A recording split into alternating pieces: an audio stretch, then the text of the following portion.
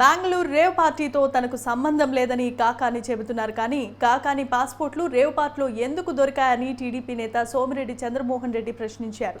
Rave party జరిగిన farm house యజమాని గోపాల్ రెడ్డి కాకానికి స్నేహితుడని తెలిపారు. నకిలీ పత్రాలు, నకిలీ మద్యం తయారీతోనూ కాకానికి సంబంధాలు ఉన్నాయని, కాకాని అవినీతిపై ఒక పెద్ద పుస్తకమే రాయొచ్చని సోమిరెడ్డి చంద్రమోహన్ రెడ్డి ఆరోపించారు. జూన్ 4 తర్వాత కాకాని చేసే అక్రమాల గురించి కేంద్ర రాష్ట్ర ప్రభుత్వాలకు ఆధారాలతో సహా సమర్పిస్తామని చంద్రమోహన్ రెడ్డి అన్నారు.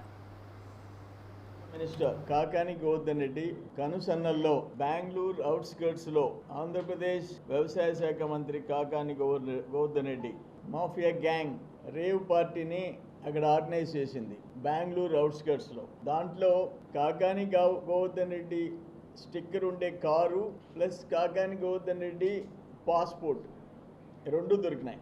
బట్ ఆయన నాకు సంబంధం లేదు ఆ కారు స్టిక్కర్ అన్న అంట. నేను ఒక్కటి క్వశ్చన్ చేస్తుండా, నువ్వు ఎప్పుడైనా రెడ్ హ్యాండెడ్గా స్పూరియస్ లిక్కర్ కల్తీ మద్యం మనుషులు ప్రాణాలు తీసావు నేను చేశానని చెప్పి ఒప్పుకున్నావా? నకిలీ పత్రాలు సుప్రీంకోర్టుపై బెయిల్ తెచ్చుకున్నావు, నేను చేశాను నేనే తయారు చేయించానని ఒప్పుకున్నావా?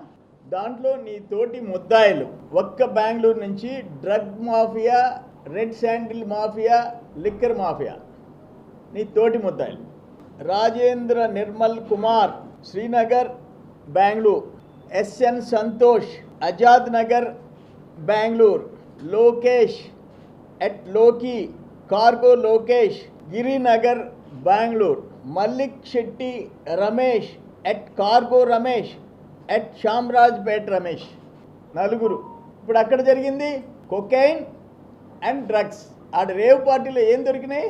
అనేక మంది అమ్మాయిలు అబ్బాయిలు, తమరి కారు, తమరి పాస్పోర్టు, అందరూ డ్రగ్ మాఫియా.